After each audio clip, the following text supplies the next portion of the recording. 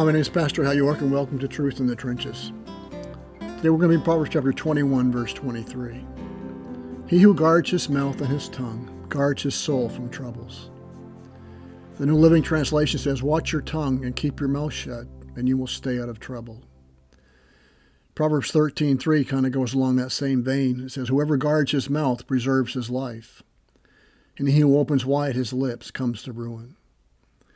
As we know, Proverbs and Scripture in general have a lot of warnings about how we use our tongue. And I don't think anyone listening to this who's honest with themselves question the wisdom in warning us about how we use our tongue, how we use our words. Because how we use our tongue and our words probably has gotten us into more trouble than anything else we do or have ever done. And the reason being that our tongue is a revealer of what's going on in our hearts. We have these thoughts that we think are secret.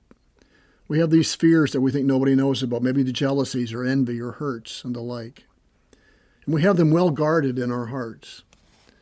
But there's a part of us that has the password to those well-guarded secrets we think that are safe and secure. Our tongue has the password. And often to our horror, our mouths spew forth words that reveal what is really going on in our hearts. And it's not honorable very often.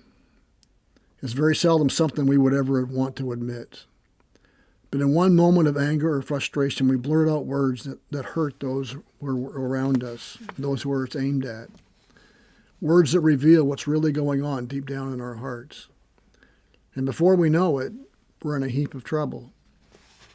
Maybe we heard rumors and gossip about someone, and instead of checking the facts to verify the information, instead of refusing to listen to such talk that God says he hates, we choose to believe it.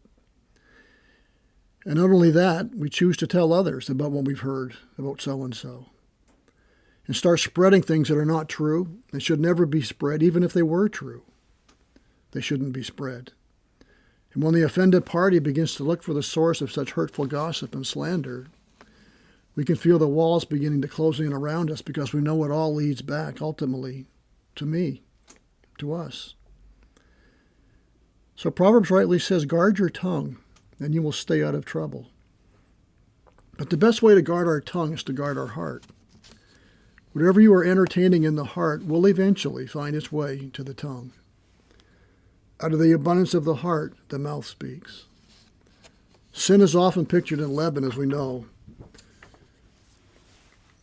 And when we allow sinful thoughts to gain access to our hearts and minds, and we do not weed them out and confess them, like that leaven, they begin to grow. They begin to take on a life of their own. Like that yeast in dough, it spreads, permeates through the whole piece of dough. A little bit of heat and the yeast begins to permeate, it begins to grow. The dough begins to grow, and before long, it doesn't fit in the pan anymore, and it's looking for a place it can spread out onto. Maybe it's onto the floor, or onto the countertop, whatever. But that's what sinful thoughts are like in our heart. They act like yeast. And if we don't confess them, it begins to permeate, to grow in our hearts. And it takes over the heart. And it's looking for a place to spill over onto. And the outlet valve for the heart is the tongue. And before long, those unkind, sinful thoughts fill the unguarded heart to an abundance, and they need an outlet. So they come pouring out of that unguarded heart and land on the tongue. And the tongue begins to talk. Have you ever been there? You've thought about something someone did to you for so long that every conversation seems to lead there. You share things with others you have no business sharing. Out of the abundance of the heart, the overflow of the heart spills onto the tongue, and trouble is soon to follow. Hurt feelings, lost friendships, you gain a reputation as someone who can't be trusted. We've all known people like that. Maybe we've been people like that at some point in our life, filled with bitterness and envy. And it comes out in every conversation, and after a while, those around you say enough is enough. We find ourselves avoiding them if possible because it's easy to pick up the habit of gossip and complaining. And we all have our Somebody Did Us Wrong songs. We love to sing it. We've even written some new verses. But nobody wants us to hear us sing it, because if we're singing it, they can't sing their song. So with that in mind, it's wise to watch your tongue. Keep your mouth shut and you will stay out of trouble.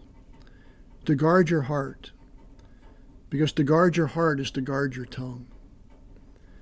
When you finish listening to this, stop for a minute and think about how many troubles you've had in your life that can be traced back to how you used your tongue.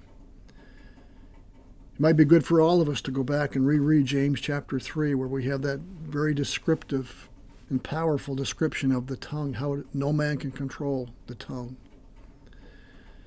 When we're in situations where we do not know how to respond, we need to keep our mouth shut. Ask God to help you know the right response, what to say.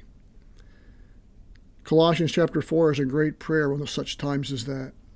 Colossians 4:6 says, "Let your speech always be with grace, as though seasoned with salt, so that you will know how you should respond to each person." Very wise counsel, goes very much along with what we've been talking about. Watch your tongue and keep your mouth shut, and you will stay out of trouble.